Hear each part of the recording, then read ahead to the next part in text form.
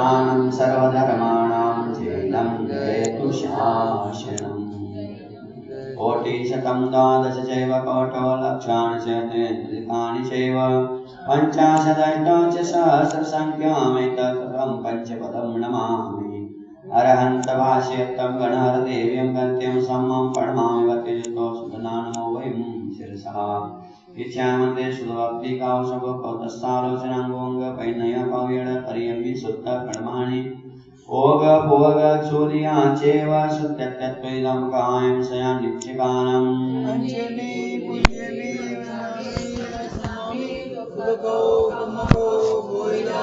सुगैगमनं समाधिमरणं निर्गुणसम्पत्तियो मध्यमं पूर्वाणि स्वाध्याय वेदायां सुप्तभक्ति कायो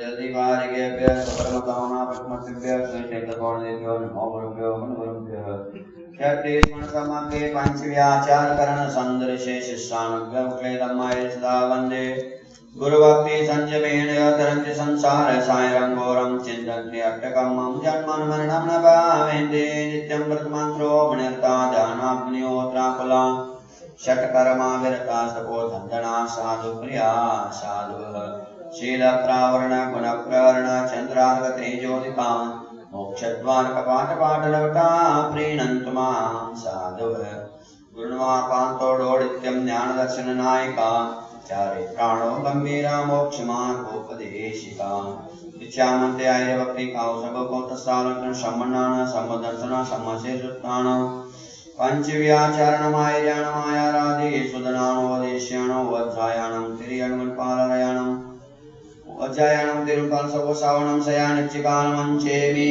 भोजेमि वन्दामि नमंसामि दुर्गतो कर्मतो भोइलाव सुगैगमनं समाधिमरणं जिनगुणसम्पत्तियो मध्यं नमः श्रीहरनाय निर्दोषकलिलात्मने सालोकानां त्रिलोकानां यद्विद्यादर्पणाय ते आचार्य समन्वय जी महाराज की आचार्य गुरु विद्यासागर परम पूज्य मुनि श्री उत्तम सागर जी महाराज की जय। मुनि संघ की जय। अब सम्यक दर्शन के वायरस जो है, वायरस के बारे में आप सुन रहे हैं। 4 बातें, 3 मूर्ता, ये तो वायरस है ही। सम्यक दर्शन रूपी मशीन को, सम्यक दर्शन रूपी हेड को सब मिटाने वाले वायरस। उन 3 के साथ साथ और ये और बता रहे हैं, ये और खतरनाक उससे भी। वो तो मिथ्या दृष्टि के साथ हो सकता है। वो मिथ्या तो सामने दिखने में आता है, सामने में दिखता है कि ये बाबा खुद योग को, गुरु को, शास्त्र को खोज रहा है, जिसको देव नहीं मानता दिख जाता है। लेकिन ये आप सम्यक दृष्टि अपने आप को समझने वाले भी यहाँ आके फंस जाते हैं। कुदेव को, गुरु को, शास्त्र को, धर्म सब छोड़ दिया उसने, सच्चे देव गुरु शास्त्र को ही पूजता है। किंतु सच्चे देव शास्त्र गुरु को पूजते हुए, मानते हुए, उनकी आराधना करते हुए भी अगर ये 8 प्रकार के मद बता रहे हैं, अगर ये मद आपके पास हैं, तो फिर सम्यक दर्शन टिक नहीं सकता है। एक म्यान में नहीं हो सकते। उसी प्रकार अगर आपको मद है, अहंकार है, तो आपके पास सम्यक दर्शन रूपी रत्न रह नहीं सकता है। एक दिन हमने बताया था आप लोगों को, रत्न कैसा भस्म होता है? रत्न किसी से भी टूटता नहीं, फूटता नहीं, भस्म होता नहीं है। बहुत हार्ड रहता है, लोहे से भी टूटता नहीं है, घन मारोगे तो भी नहीं। तो इतना मजबूत रत्न भी, डायमंड भी 1 मिनट में भस्म हो जाता है, राख हो जाता है। इसको मालूम है? हाँ माकड़ माकड़ माकड़ मांगड़ मांकड़ रत्न नो, मांकड़ के रत्न से मतलब खटमल जो होता है ना, खटमल के रत्न रक्त खटमल के रक्त से रत्न भी राख हो जाता है। क्या जब वही बात, खटमल के रक्त से रत्न भी राख बन जाता है। उसी प्रकार खटमल का रत्न सबसे दुर्गंधित रक्त मानता है। कैसे देखो, कभी भी खटमल लग गया तो मान लो कितने बदबू आते हैं ना, तो मच्छर का नहीं आता है, जबकि मच्छर भी खून पीता है, खटमल भी खून ही पीता है, वो भी दोनों मनुष्यों को पीते हैं, फिर भी खटमल के रक्त में बदबू रहती है। इस बदबू के कारण और रत्न भी राख बन जाता है जी। बस उसी प्रकार ये 8 मद भी खटमल के रक्त के समान है, ब्लड के समान है।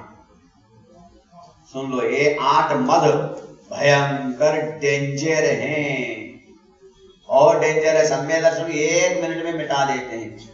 आप सच्चे देवगुरु को शायद को ही पूछेंगे, लेकिन ये 8 मद अगर हो तो आपका ये सम्य दर्शन पे रत्न राख हुए बिना रह नहीं सकता है। इसको क्यों बताया अच्छा समन्वयक ने? क्योंकि ये सम्य दर्शन के मल हैं, दोष हैं, दोषों को भी बताना पड़ता है। मात्र गुणों को ही जानना नहीं, आज गुणों को ही सब लोग जानते, सब चाहते हैं भाई आत्मा को जानो, आत्मा के गुणों को जानो, आत्मा के वैभव को जानो। अरे आत्मा के वैभव को गुणों को जानने से पहले आत्मा के गुणों को वैभव को ढाकने वाला, नाचने वाला, मिटाने वाला कौन है उसको भी पहले देख ले। तो ये है, देख लो 8 मद है, भयंकर डेंजर है। अब मद यानी एक ये भी होता है, मद यानी बारूद भी होते हैं ना, बारूद को भी मद ही बोलते हैं। हाँ, जो बारूद बिछाते हैं ना, बम्ब, उसके अंदर मद ही भरा रहता है ना। फटाका, फटाका को શું કહે છે? फटाका કહે છે ना, फटाका, फटाकड़ा। हाँ, मराठी में फटाकड़ा बोलते हैं, ये मराठी में भी फटाकड़ा ही बोलते हैं, फटाकड़ा। फटाकड़ा, फटाकड़ा के अंदर बारूद भरा रहता है, वो भी मद पाया जाता है, और ये भी मद है, देख लो। तो उड़ा देगा भाड़ से सम्य दर्शन को, सब मिटा देगा।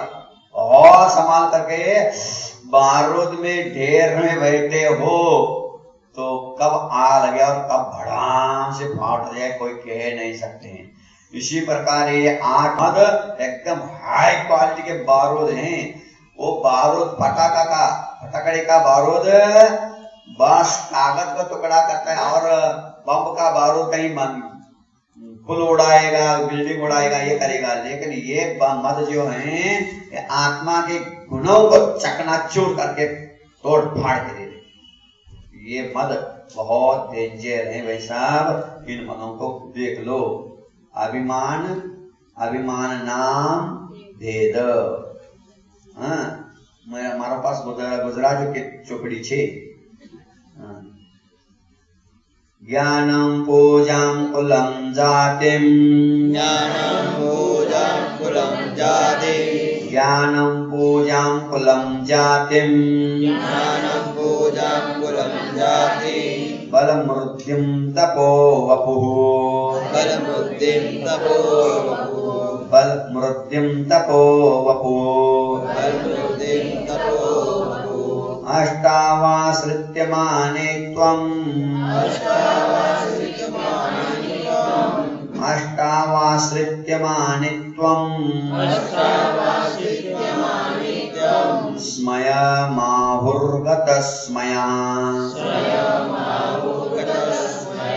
स्मयमाहुर्गतस्मया,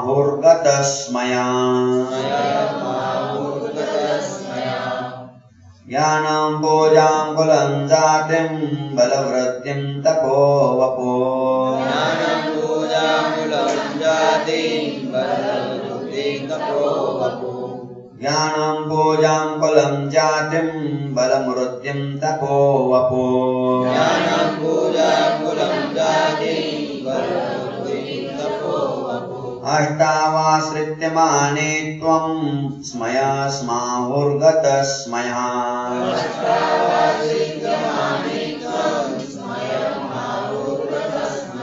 अष्टावाश्रित्य माने त्वं स्मय माहुर्गतः स्मयः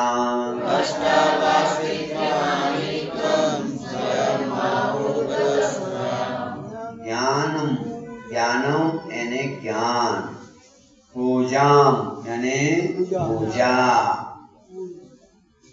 कुल यानी कुल कुल यानी कुल जाति यानी जाति में यानी जाति और बल यानी बल बल यानी बल ताकत इसमें बल नहीं लिखा गुजरात में ताकत में लिखना बल ताकत लिखना चाहिए ना ताकत लिखा है तो मैं क्या करूं हाँ वृद्धिम यानी वृद्धि तप यानी तप अनि तप यानी तप अनि शरीर वपु यानी शरीर आठ ने आधार लईने मानित्वम यानी गर्वित थवाने गतस्मया यानी गर्व रहित गणधर आदि देव स्वयं मीन्स गर्व मद अभिमान आहो यानी कहे छे एम छे શું છે विद्या कुल रूप ज्ञान मद आदर सत्कार रूप पूजा मद कुल जाति बल वृद्धि तप शरीर ने आश्रय करीने मदना 8 भेद गणर आदि आचार ने कया छे સારું છે હા ગુજરાતી બરાબર આવડે છે ને ક્યો નથી આવડે છે તમારી સાથે રહે છે તો ગુજરાતી આવડે છે કાંઈ નહીં આવડે છે तो अब मद गए एक मद का एक उदाहरण देखो कितने कितने सुंदर उदाहरण है अब तो ज्ञान ज्ञान मद थोड़ा सा ज्ञान हुआ और अहंकार करने लगे क्या अहंकार करने अरे हमसे बड़ा कोई ज्ञानी नहीं है दुनिया में कोई भी बड़ा ज्ञानी नहीं है मात्र दुनिया में सबसे बड़ा कौन है सबसे बड़ा कौन है हाँ? बोलो यहाँ बैठे में सबसे बड़ा कौन है कौन हम बड़े नहीं हमसे बड़े भी है कोई कौन है हमसे बड़े भी रामटेक में बैठे हैं और हमसे उनसे भी बड़े कौन है तो आचार्य ज्ञान सागर उनसे भी बड़े कौन है शांति सागर उनसे भी बड़े कौन है समंत भट्ट इनसे भी बड़े कौन है कुंद कौन से भी बड़े कौन है पुष्पदंत भूत बले और अधिक उन सब उनसे बड़े कौन है तो गणधर है गणधर से भी बड़े कोई होता है क्या हाँ जी कौन है तीर्थंकर अनंत है और उनसे भी बड़े और कोई है वो कहते भैया मैं भी बड़ा नहीं हूँ वो भी कहते मैं भी बड़ा नहीं हूँ जो बड़ा होता है वो संसार में कभी खड़ा नहीं होता है जो बड़ा होता है संसार में खड़ा नहीं होता है वो मोक्ष में जाकर के खड़ा होता है मोक्ष में जाता है तो जो बड़ा होता है यहाँ नहीं रहता है तो कभी ध्यान रखना इसीलिए अपने आप को कभी भी मद से अलंकृत मत करना ज्ञान कुछ भी नहीं है जब तक केवल ज्ञान नहीं होगा तब तक सब लोग कौन है अज्ञानी वेरी गुड कौन है आप लोग कौन है हम अज्ञानी आप बोल रहे हैं डरते क्यों मैं भी कौन है आप लोग कौन है हम बोलो क्या होने में बोलने के कौन है आचार्य विद्यासागर जी ज्ञानी नहीं नहीं नहीं नहीं अपेक्षा लगा रहे बात अलग है लेकिन पूर्ण ज्ञानी नहीं अपेक्षा तो ठीक आप लगा रहे कोई बात नहीं है लेकिन ऐसा भी अपेक्षा लगाया जाता है कल्याण मंदिर स्तोत्र में आचार्य कुमुदनंदी महाराज जी कहते हैं भगवान आपसे ज्यादा ज्ञानी हम लोग हैं विरोधाभास अलंकार में स्तुति कहलाती है। आपसे भी बड़ा ज्ञान, बड़े ज्ञानी हम लोग है भगवान। कैसे भैया? तो बताते हैं भगवान, सही से बोलना, आपको कितने रास्ते मालूम है संसार के? भगवान सही बोल, संसार को भगवान को कितने रास्ते मालूम है? एक सीधा, और हम लोगों को चारों गति की मालूम है, कहां जाना सब जानते हैं हम। चारों गति के रास्ते हमें मालूम है, भगवान को एक मोक्ष का एक ही रास्ता मालूम है। तो ज्ञानी कौन कहलाएगा?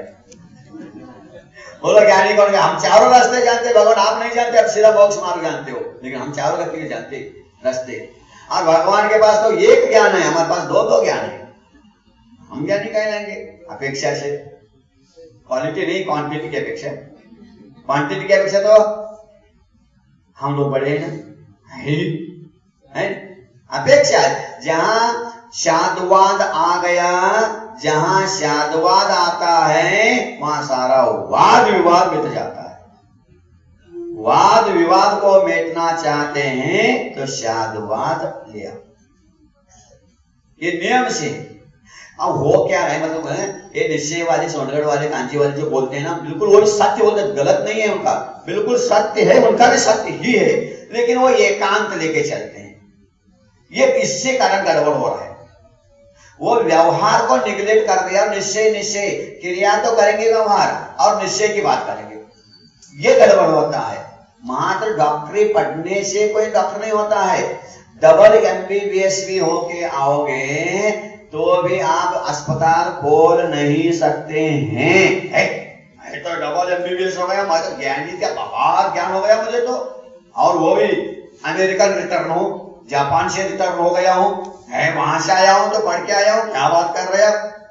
ठीक है जी, आप डबल नहीं 3 डिग्री भी लेके MBBS, ME सब लेके आओ, कोई बात नहीं, सब बड़े ज्ञानी हो गए। किंतु जो एक बार MBBS किया है और वो 15 साल से 20-25 साल से डॉक्टर है, उसके अंडर में पहला 1-2 साल निकालो। क्यों जी? ये क्यों कैसा? बोलो जल्दी बोलो। Practice man is perfect man, practice man is perfect man. Practice theoretical श्रेष्ठ है क्या प्रैक्टिकल श्रेष्ठ है? प्रैक्टिकल। पढ़ना ये थ्योरेटिकल है और अनुभव करना है प्रैक्टिकल है। प्रैक्टिकल सभी भी श्रेष्ठ होता है। कभी कभी MBBS डबल MBBS करके आया हुआ डॉक्टर बहुत अपने आप को ज्ञानी समझता है, और कोई एक कंपाउंडर है किसी डॉक्टर के अंडर में 15 साल निकाला, वो डॉक्टर मर गया और डॉक्टर खत्म हुए तो बेचारे को नौकरी नहीं, वो आकर के इस डॉक्टर के अंदर सर्विस करने लगा, कंपाउंडरी करने लगा। और कोई ऑपरेशन करना है तो ऑपरेशन करते समय डबल MBBS डॉक्टर भी इतना बड़ा ऑपरेशन है, वो थोड़ा सा घबराने लगा तो कंपाउंडर कहता है डॉक्टर साहब प्लीज किनारे हो जाओ, मैं कर लेता हूँ उसको। मैंने ऐसे बहुत ऑपरेशन, अरे तू क्या डिग्री कहाँ है तुम्हारे पास? साहब डिग्री नहीं, लेकिन अनुभव है। बड़े डॉक्टर के साथ 10 साल पढ़े हुए, 10-15 साल बड़े डॉक्टर के साथ, 15-20 साल बड़े डॉक्टर के अंडर काम किया हूँ, सब देखा हूँ कहाँ कैसा चिरना पाड़ना। आप डरो नहीं, मैं कर लूंगा, चिंता मैं करूँ। देख लो, ये ऐसे बात है। इसलिए ज्ञान मत बहुत खतरनाक है। थोड़ा सा ज्ञान हुआ और सामान्य सबको कुछ भी नहीं, बुद्धू है, मूर्ख है समझते हैं, ऐसे समझने लगते हैं। एक कोई ज्ञानी था, बहुत पढ़ के, बहुत सारे वेद वेदांत सब पढ़ के आया था बनारस काशी से। बनारस काशी बहुत फेमस ज्ञान के लिए प्रसिद्ध है, बहुत बड़े बड़े विद्यालय विश्वविद्यालय है वहां से पढ़ के आया। और पढ़ के आने के बाद वो रास्ते से गांव आ रहा था, पैदल, उस समय की बात है, पैदल आ रहा था। रास्ते के नदी के कुएं के किनारे कुछ महिलाएं पानी भर रहे थे, और उनसे पूछता है क्यों तुम लोग देहात में रहते हो, तुम जानते हो कि संस्कृत व्याकरण वगैरह कुछ पढ़े लिखे हो? हम कुछ भी पढ़े लिखे नहीं है, कुछ नहीं है। देहात आदमी, गांव के खेड़े के आदमी कहाँ जाने, कुछ नहीं जानते। अरे तुम्हारे बेकार है, जो क्या मतलब निकला। तो महिलाओं ने पूछा इतना पढ़ के आए हो कि महिलाओं के चैरिटी के बारे में कुछ जानते क्या? ये क्या जाने, बुद्धू है महिलाएं, उनको क्या चैरिटी फैलाना। कुछ बोल दिया, अच्छा हमारे पास ज्ञान नहीं, तुम्हारे पास ज्ञान है, दिखा देते, रुक जाओ। तो उतने ने एक घड़ा पानी खींचा और एक ने सिर पर डाला और चिल्लाना शुरू कर दिया, बचाओ बचाओ बचाओ। तो वो अकेला आदमी पुरुष वहां था, 8-10 महिलाएं थी।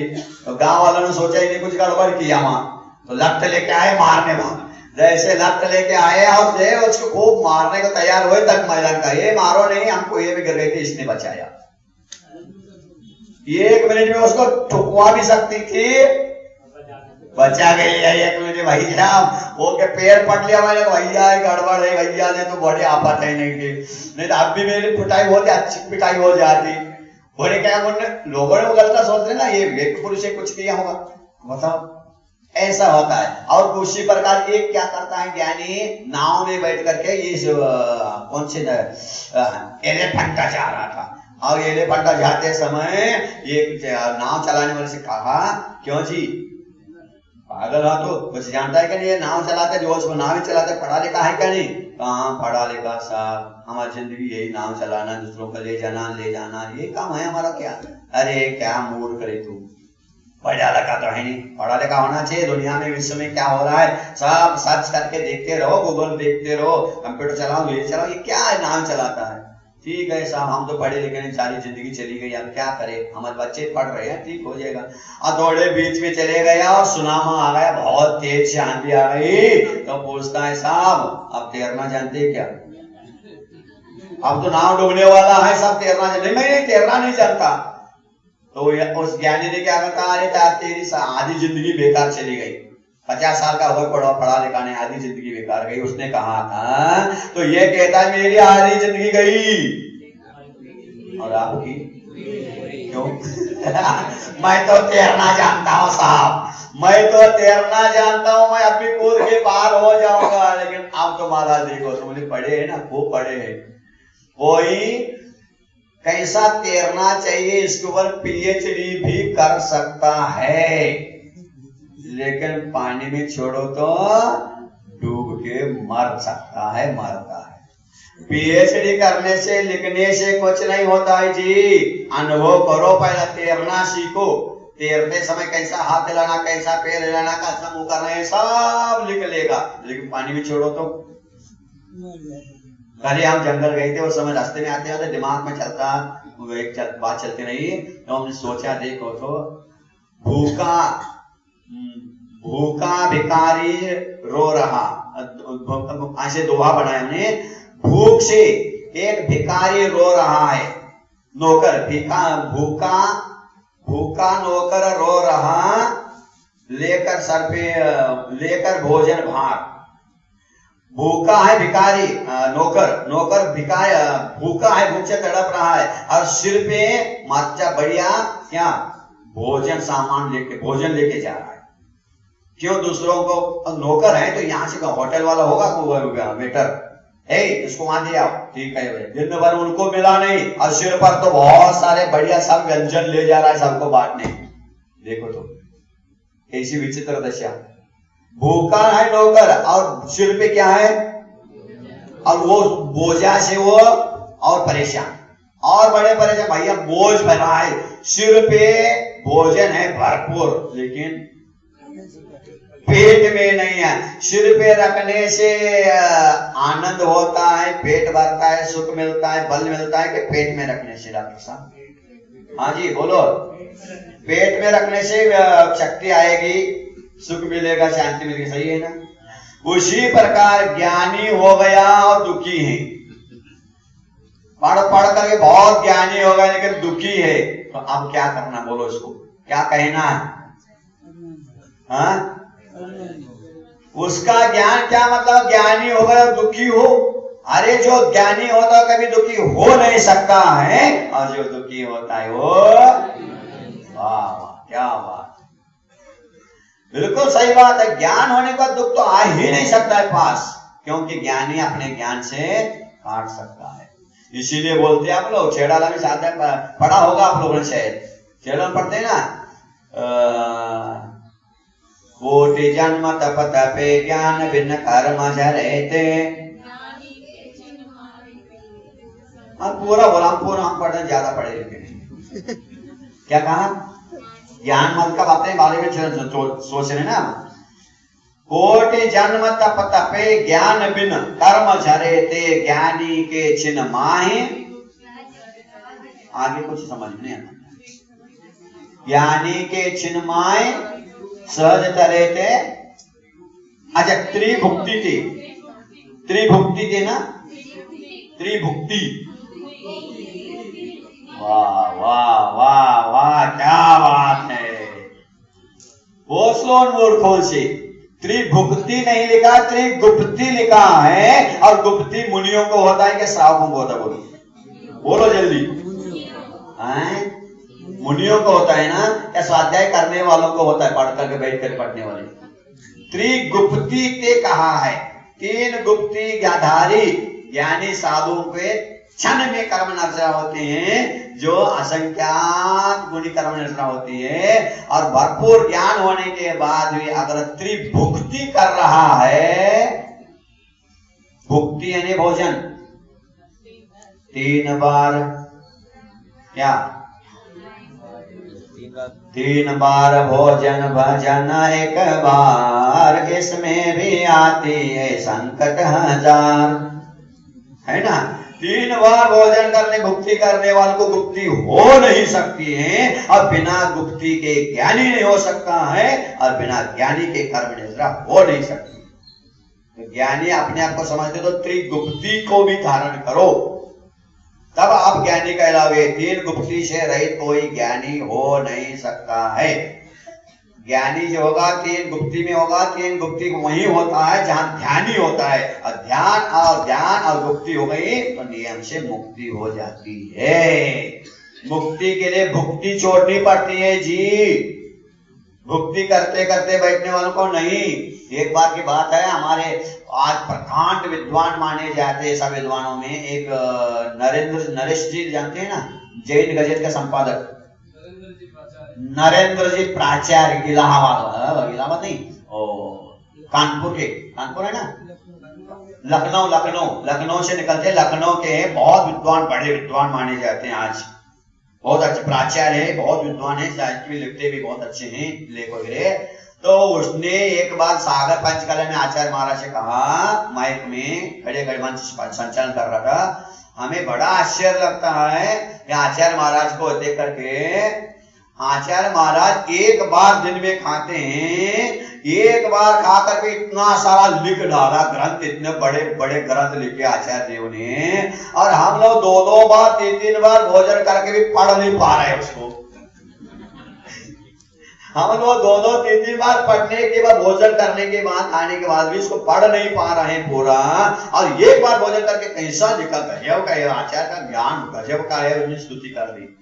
जब गुरुदेव के पास माइक आया, तब गुरुदेव ने कहा, ओ संचालक महोदय जी सुनो, क्या सुनो ध्यान से, आपने कहा था एक बार भोजन करके इतना लिखा, हम 2-2 बार करके पढ़ नहीं पा रहे। तब गुरुदेव ने कहा, सुनो, मैंने लिखा है 3 गुप्ति में लीन होकर के बाद चिंतन के लिखा है, और 3-4 बार भुक्ति करने वाले तुम्हें खाने में समय जाएगा तो पढ़ोगे कब?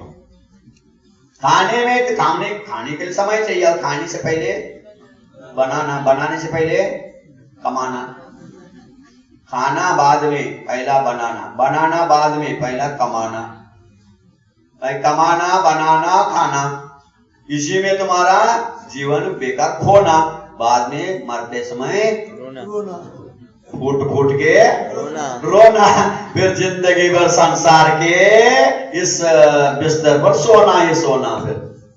फिर सोचो, ऐसा नहीं है। ज्ञानी वही कहलाता है वास्तव में जिसको आत्मा का ज्ञान हो गया, और हर बात समता, ठीक है भैया ठीक है, इतना कितना भी ज्ञान हो जाए फिर भी अपने आप को लघु समझना। लघु जो समझेगा वो सबसे बड़ा महान है। आप लोगों ने शायद देखा होगा, पिछले साल 20 साल के बाद जब हमारे गुरुदेव का और सुधा सागर जी का मिलन हुआ था रामटेक में, देखा था आप लोगों ने? देखा था जे मिलन, अभी फोटो ही है लगी, देखो वहां मिलन, देखो ये मिलन है।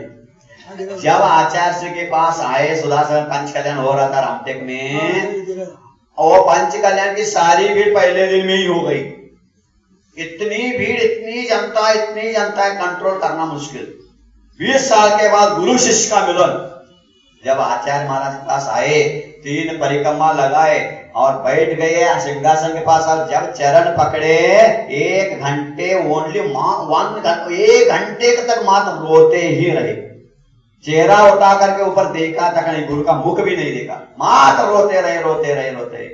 सारी जनता कहती थी दुनिया को रुलाने वाले आज रो रहे। क्या बात है भैया, इनका प्रवचन से सब बड़े बड़ों का थर्रा जाते, सबको पसीना छूटता है, या ऐसा शेर दहाड़ने वाला शेर भी आज। हाँ भैया, मैं बाहर तो शेर हूं लेकिन यहाँ तो चूहा हूं। गुरु के सामने इतना ज्ञान होने के बाद बिल्कुल इससे सारे संघ के साधुओं को भी सबक मिल गई। क्या विनय गुण होता है, अहंकार नहीं। गुरु के सामने लघु होके रहना, ध्यान रखना, गजब की बात हो गई। इसलिए हमेशा ज्ञान का मत करना ही नहीं भैया। मुझसे ज्ञानी बहुत बैठे हैं, कहाँ राजा भोज और कहाँ गंगू देवी, ये बात हमेशा ध्यान में रखना चाहिए। हमारे पास कुछ भी ज्ञान नहीं भाई साहब, वो बड़े बड़े ज्ञानी बैठे हैं। आचार्य से कुंद जैसे महान आचार्य ने 84 पाहुड़ ग्रंथ लिखे हैं प्राकृत भाषा में, वो भी लास्ट में छल्लम अप्पिनम यत्तव्यम लिखा। छल से मेरे द्वारा कुछ भी गलत लिखा गया हो तो उसको छल को ग्रहण मत करना। इस कुंद ने लिखा है। पंडित दौलत राम ने भी 6 डाला में लिखा, लघु दी तथा प्रमाण थे शब्द अर्थ की भूल, सुधी सुधार पढ़ो सदा जो पाओ हो। मैं शब्द के अर्थ से और मात्रा से कुछ ही छंद के कारण वही गलत लिखा हो तो ध्यानी लोग सुधार करके इसको पढ़े, ये लिख दिया।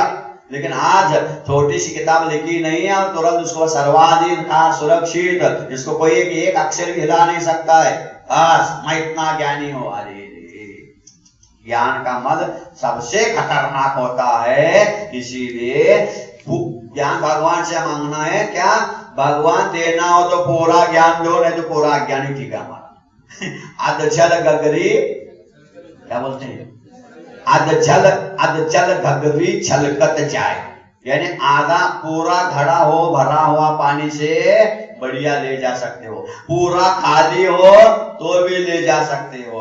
लेकिन जो पूरा भरा भी नहीं, पूरा खाली नहीं, आधा है तो क्या होता है, आधा घड़ा पानी का भरा हुआ जो ले जाना चाहते हो तो उनको डिस्कुम होता है, वो डांस करते जाएंगे भैया, वो खुद भी हिलता है घड़ा और जो ले जा रहा है उसको भी हिलाएगा भैया, बड़े परेशान। पूरा खाली तो करो तो पूरा भरो, ऐसा है। आधा अधूरा ज्ञान है हम लोगों के पास, इसीलिए तो अहंकार हो जाता है।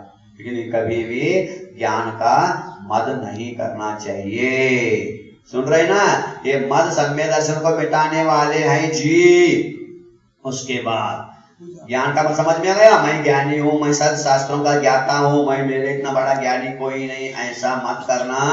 जिस दिन तुम्हें ज्ञान का मद हो जाएगा उसी दिन ज्ञानावरणी कर्म का बंद हो जाएगा और तुम्हारा ज्ञान लास्ट में बुद्धू बन जाओगे। आप बुद्धिमान हो, लास्ट में बुद्धू बन जाओगे। बड़े बड़े ज्ञानी भी अंत समय में सब भूल जाते हैं जी, ध्यान रखना। हमारे आचार्य गुरुदेव कहते हैं, अरे जो हजारों शिष्यों को पढ़ाया है, दीक्षा देकर के बड़े पढ़ा करके उपाध्याय का काम किया जीवन भर, लास्ट में उनके मुख से नमोकार मंत्र भी आ जाए तो बहुत पुण्य समझना। सुन रहे हो, नमोकार मंत्र भी जब लास्ट में मुख से निकल आए बहुत पुण्यात्मा समझना, वो भी नहीं याद आता है। अंत समय में बुद्धि भ्रमित हो जाती है, उस समय याद रखना बहुत कठिन, इसलिए ज्ञान का मत कभी मत करना। उसके बाद आप पूजा, अरे पूजा सुन रहे हो, पूजा का मत मतलब क्या है? मैं तो भारत का प्रधानमंत्री हूँ, 20 साल से राज कर रहा हूँ भारत के ऊपर, मैं प्रधानमंत्री राष्ट्रपति हूँ। सुन रहे ना, इसका पूजा का मतलब मैं ऐसा हूं, मेरे हुक्म में सब चलते हैं, मेरे बिना पूछे यहाँ पेड़ का पत्ता भी नहीं हिल सकता है। ये पूजा का है। सारी दुनिया में मेरा जय जयकार करते, दुनिया में इतना जय जयकार है। और जय जयकार करने वाले कल चले गए क्या है? अभी है क्या? अभी मालूम नहीं, हाँ गए क्या नहीं अभी जेल में? जाने वाले अभी नहीं गए। क्या दुनिया जय जयकार करती थी, क्या जय जयकार करती थी, देख लो ये मत हो गया ना, हो जाए अहंकार मत। ओ संत जी संत के साथ आशा लगी है तो आशा फाशा तो ही फांस लगाएगी, लगाएगी, नाम ही तो आशा है।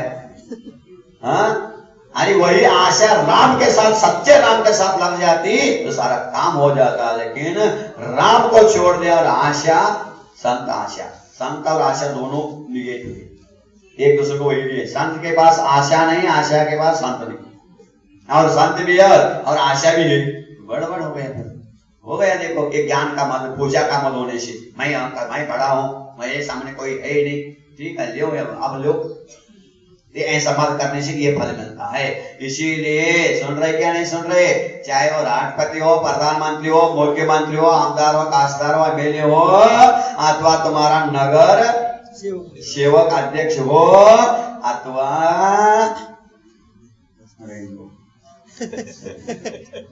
रह दो भैया, मैं तो फिर वहां अभी दो दिन 2.5 महीने निकालना है।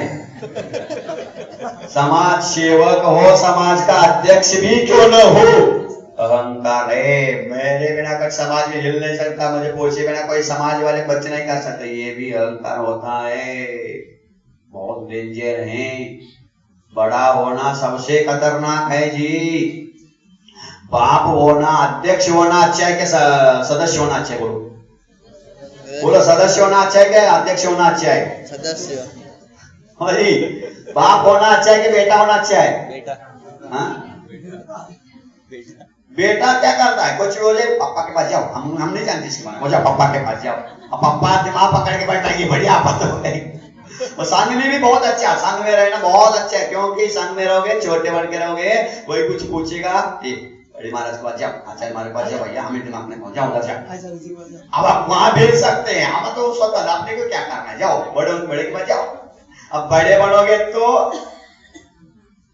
कुछ भी हो जाए, छोटे बच्चे घर में कुछ हो जाए, छोटे बच्चे रो सकते हैं, रोते हैं, लेकिन बड़े रोने से है, उनको भी दुख हो रहा है, लेकिन रो नहीं सकते, रोना मुश्किल हो जाता। कैसे रोए, भीतर भीतर रोए, पिंजरे के पंछी रे, तेरा दर्द न जाने कोई, बाहर से खामोश दिखे इसको, भीतर भीतर रोए। ये बड़े होने से ऐसा होता, दुख तो होता है लेकिन अंदर बता नहीं सकते, किसको बताएं? बच्चा रो रहा है, माँ रो रही है, लेकिन पिताजी उनको भी दुख नहीं ऐसा है, लेकिन वो बता नहीं सकते भैया, ठीक हम ही रोने लगे तो ये क्या करेंगे फिर? इसलिए बड़ा होना बहुत खतरनाक है, बहुत खतरनाक है। इसलिए पूजा मत, अहंकार मत करना, मैं अध्यक्ष हूँ, मंत्री हूँ, ऐसा कितने अध्यक्ष आए, कितने मंत्री आए, कितने चले गए, कोई ठिकाना नहीं। इसलिए मत बहुत खतरनाक है, बड़े का मत बड़ा होना, ये ज्ञान मत, पूजा का मत। आप जानते हैं सबसे बड़ा इस धरती पर पहला, सबसे पहला कौन हो गया बड़ा?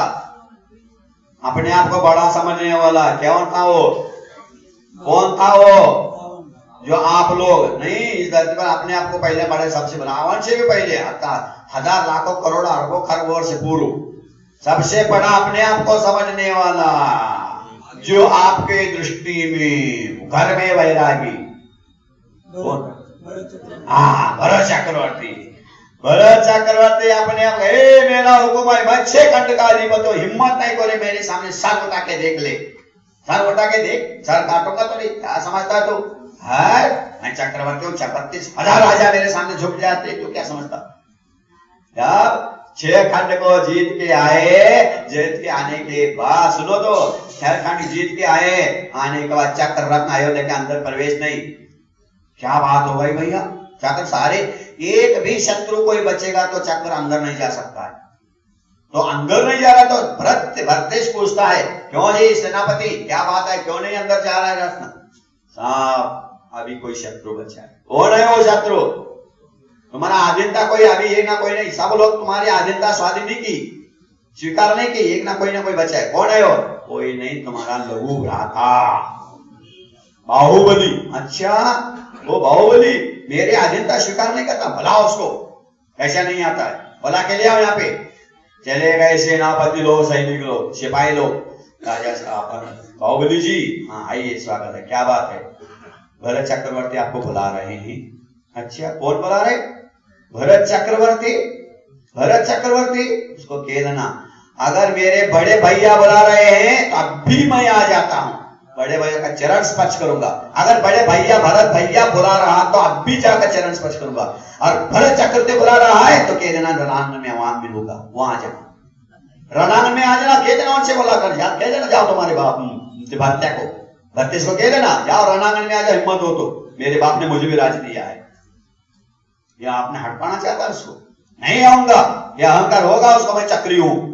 चक्ररत्न कुमार के घर में भी होता है, और यहां तो सब चक्रवर्ती बैठे हैं। मैं चक्री के सामने नहीं जाऊंगा, भाई के सामने नहीं जाऊंगा, लेकिन अहंकार उनको, मैं बड़ा चक्रवर्ती हूं, बुला लो उसको। देख लो कितना बड़ा अहंकार, कितना बड़ा पूजा का अहंकार। अपने आप को चाहिए सम्य दृष्टि, भाई वो सम्य दृष्टि, सोच लो वो चाहिए सम्य दृष्टि था, तुम्हारा अभी सम्य दृष्टि को पता भी नहीं, तुम्हारा कोई पता भी नहीं, वो चाहिए सम्य दृष्टि। और अहंकार देख लो कितना बड़ा अहंकार, मद हो गया, सम्य दर्शन दूषित, दूषित हो गया, अपंग हो गया वो। और इतना आप जितने देखो, एक नहीं, दो नहीं, तीन, दोनों युद्ध, क्योंकि दोनों तरफ से सेनापति ने समझा भैया ये तो दोनों मोक्षगामी है, ये तो मरने वाले है ही नहीं, हम बेफालतू कहां में लड़ के मरेंगे, तो उसके आपसे उन्हीं को लड़वा दो, दोनों को अपन देखते रहेंगे, अपन देखते रहेंगे, लड़ते रहो भाई भाई, हम देखते रहेंगे। अब वर्तमान में भाई भाई कोई लड़ते हैं तो हम मना करें, भैया भैया भैया भाई भाई होकर के, एक ही माँ बाप के बेटे के होकर के तुम ऐसे क्यों लड़ते? महाराज हम गलत नहीं कर रहे, परंपरा है। सीधे कहते महाराज ये आदिनाथ भगवान के बेटे ने जीते जी बाप के सामने लड़े हैं, तो हम लड़े तो कौन से आश्चर्य की बात है? वो तो पहले से लड़ते आए हैं जी, ठीक है भैया लड़ो मरो, अब क्या। और 3 युद्ध तो निश्चित किया, जल मल और द्रग यानी दृष्टि युद्ध, तीनों युद्धों में बाहुबली ने पछाड़ दिया, फिर भी अहंकार चकनाचूर नहीं हुआ भरत का, फिर भी चक्ररत्न चलाया। अब घर में वैरागी, देख लो वैरागी क्या था, विशेष रागी था। सोच लो ये अहंकार का, देखो पद का अहंकार, पद का अहंकार सबसे खतरनाक होता है, बहुत खतरनाक होता है। आप लोग समझ लो मैं कहां इशारा कर रहा हूं, समझदार को जी, समझदार को इशारा काफी। पद का अहंकार करना बहुत डेंजर है। आज 1 महीना हो गया, अभी तो मना करने के बाद भी आप लोगों ने नहीं माना, लास्ट में जो करना सो कर भी लिया और उसको पूर्ण भी नहीं किया। अब समझ लो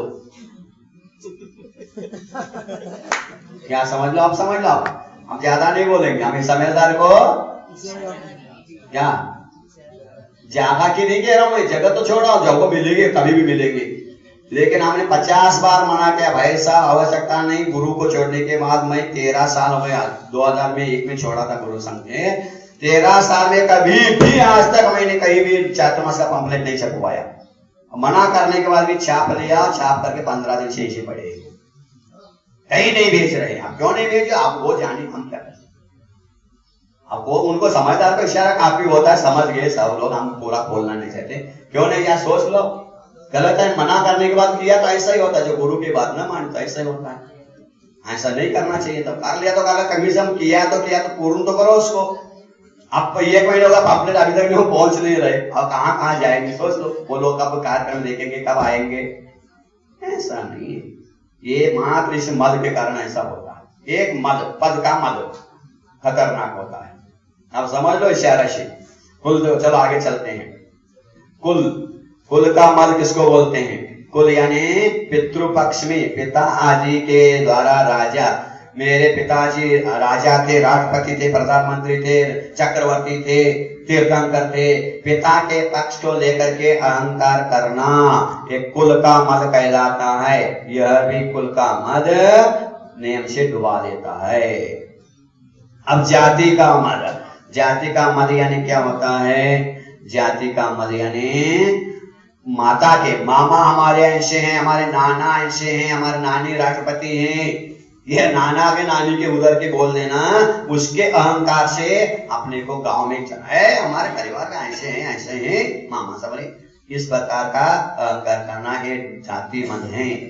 अब बल मद, मैं सहस्र भट्ट हूँ, मैं बल लक्ष्य भट्ट हूँ, कोटि भट्ट हूँ, मेरे शरीर में ऐसे हैं, एक बुक्की मारो तो 50 पापड़ एक बार में तोड़ दूंगा। दम के बोलो कम से कम, और क्या, एक मुक्की मारो तो 50 पापड़ एक दम में तोड़ दूंगा। कच्चा कहीं थोड़ी है। हमने एक बार इनसे कहा, मैं छोटा था, बचपन इतना था, तो शक्कर की बोरी होती ना, 100 किलो की बोरी होती, बोरी बोलता पोती बोलता बोरी, तो 100 किलो की बोरी होती, तो इधर एक दो पकड़ के मैं चलता था, छोटा था उस समय, 100 किलो की शक्कर की बोरी, शक्कर यहाँ से पकड़ के ले चलता था। तो लोग कह रहे ये सब गलत है, हमारा क्या हो ही नहीं सकता। अब छोटे क्या 100 किलो की 2 बोरी लेके चलते थे। मैं हमने कहा भरा कहा है क्या, हमने भरा कहा है क्या, भरा कहा ही नहीं ना, हमने बोरी कहा है, शक्कर के बोरी भर के थोड़े कहा, भरा थोड़े का, खाली बोरी नहीं ले जा सकते क्या लोग, अब खाली भरा कहा ही नहीं ना।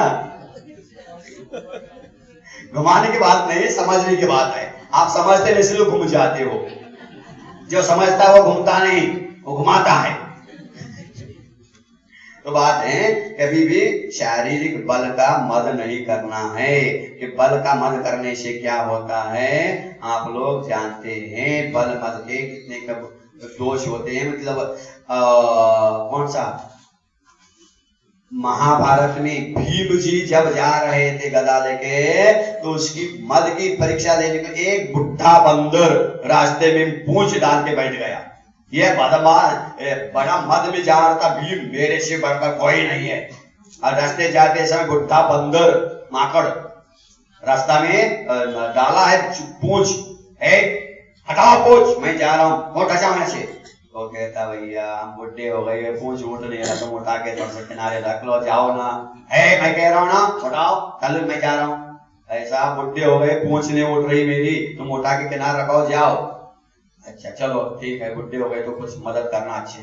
तो उनका गदा रख दिया, उठाना शुरू किया, पूरा बल लिया, उठा लगाया तो पूंछ हिला नहीं। क्यों जी, क्या बात है, क्या बात है जी, बरगद का पेड़, बड़े बड़े बड़ का पेड़ लेकर युद्ध करने वाले, पूंछ तो उठाओ। अब पूरा अपने आप उनका शरीर का बल चकनाचूर हुआ। गामा गंगा भी पीछे हुए थे ना, गामा गंगा हुए, कितने बड़े बड़े गर्दन थे, और मरने के बाद यहाँ जो गले में रस्सी बांधी तो नाभि तक आ गई, इतने ढीले हो गए। लास्ट में बड़े बड़े कुश्ती खेलने वाले, बड़े बड़े पहलवान को उठा के फेंकने वाले, लास्ट में मुंह पर मारते समय मक्खी बैठ के भगाने के हाथ भी नहीं उठ रहा है। देखो ऐसा कभी भी बल का मद नहीं करना चाहिए। बल मिला है तो दूसरों को परेशान करने के लिए नहीं, कर्मों को मिटाने के लिए उस बल का उपयोग करो, तब वो बल अगले भाव में और मिलेगा। रुद्धि बल, रुद्धि बल यानी क्या होता है, अनिमा महिमा लगिमा आदि विभूतियां मैंने तपस्या करके रुद्धि शब्द सिद्ध किया है। इस प्रकार का अहंकार भी रुद्धि का मद कहलाता है। रुद्धि से बुद्धि चली जाती है, रुद्धि मद करने से, इसलिए नहीं करना चाहिए। तप मद, तप मद मतलब मैं इतना उपवास करता हूँ, मेरा ये त्याग है, मैं ये त्यागी हूँ, ऐसा करता हूँ, फलाना करता हूँ, मैंने इतने उपवास किए हैं, इतने रस त्याग किए हैं, इस प्रकार का मद भी नहीं करना चाहिए। उससे भी सम्यक दर्शन पलायमान हो जाता है। एक साधु था कोई, वो इतनी घोर कठिन तपस्या कर कर कर करके मंत्र सिद्ध किया था। वो एक बार ऐसा नजर उठा के देखा तो तुरंत कबूतर भी जल के भस्मों के नीचे गया। कबूतर, पेड़ पर बैठा हुआ कबूतर, एक आंखें खोल के गुस्सा में देखा तो जल करके राख और नीचे गिरता। इतनी कठिन तपस्या, उस मद के कारण घूमने लगा है, मेरी सिद्धि हो गई, मैं तपस्या हो गया हूं मेरे सामने। अब जब घूमता आया, एक गांव में आया तो भीख मांगने के लिए आया। भीख मांगता मांगता एक घर में एक महिला धान कूट रही थी, मुसल से कूट रही थी, और उसने कहा भिक्षा दे दो, तो कह रही थोड़ा रुक जाओ, मैं आ रही हूँ, वो काम कर रहे। 2-4 बार कहा उन्हें जल्दी आओ भीख ले लो, सुनती नहीं, मैं बड़ा तपस्वी हूँ, ध्यान रखना, भस्म कर दूंगा तुम्हें जला करके। तो वो कहती है मैं पेट की कबूतर नहीं हूँ, ध्यान रखना, तुम्हें जला सकते हो। कूट रही थी, कूटती कूटती ऐसी मुसल छोड़ दिया और आ गए बाहर, ऊपर ही रह गए मुसल। अरे ये क्या बात है भाई, तुम मुसल घर में रह गए, क्या बात है? हाँ ध्यान रखना, तुम ही तपस्वी नहीं हो, तुम जंगल में तप करते हो तो घर में भी मैं तप करती हूँ, ध्यान रखना, मैं कबूतर नहीं हूँ भस्म हो सके। खबरदार देती, अरे यार हो गई, तो हमसे आगे पहुंच गई जी। कि ऐसा होता है घर में रह करके तब होता नहीं, ऐसा नहीं है, लेकिन उस अनुसार करोगे, मद नहीं करोगे तो। लेकिन कई लोगों के अभी वो आए नहीं, साहब एक आए थे, कहाँ के थे, शायद कलकत्ता के थे, नहीं आए। वो आप कहे महाराज जी क्या मैंने क्या किया, सब आपको एक बार लिस्ट ला के दे दूं, तो आप थोड़ा सा बता देना उसमें क्या क्या करना है। ऐसा मैंने मेरे पढ़ने को समय नहीं है, आप लिस्ट मत बता देना। सम्यक दृष्टि, सच्चा सम्यक दृष्टि क्या क्या त्याग किया हूं यह नहीं बताता, मुझे और क्या क्या त्याग करना है ये बताता है। त्याग क्या क्या, ये डॉक्टर के पास पेशेंट गया जी, डॉक्टर साहब एक पेशेंट आया और बहुत सिर दर्द करता था, बहुत सिर दर्द करता था। डॉक्टर के पास गया, डॉक्टर साहब सिर दर्द बहुत होता है, तो क्यों हो रहा, क्या बात है वैसा? डॉक्टर ने कहा गुटखा वगैरह। हाँ डॉक्टर साहब सुनो थोड़ा सा, मैंने क्या कुछ भी नहीं सुना, मैं बिगड़े बीड़ी पीता हूँ, सिगरेट पीता हूँ, ना गुटखा खाता हूँ, ना शराब पीता हूँ, ना रात में खाता हूँ, ना आलू खाता हूँ, ना बटा खाता हूँ, ओ सब बताने। डॉक्टर साहब थोड़ा सा मैं सोचता हूँ बहुत त्याग है, आप बहुत अभी बहुत है।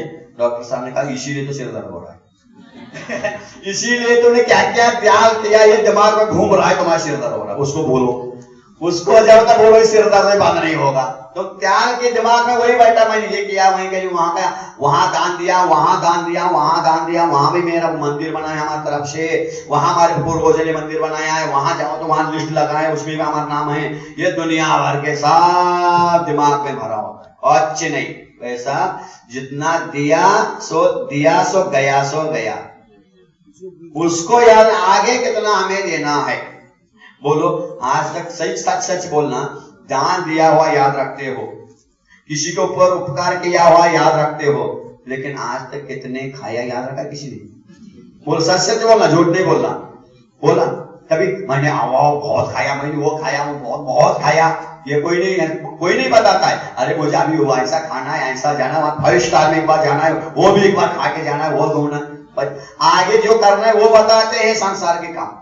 और धर्म की तो हमने मोहरा बार हम ही कहां तक दे भैया, हम दिए बहुत जगह दिए दान पत्रों, ऐसा नहीं।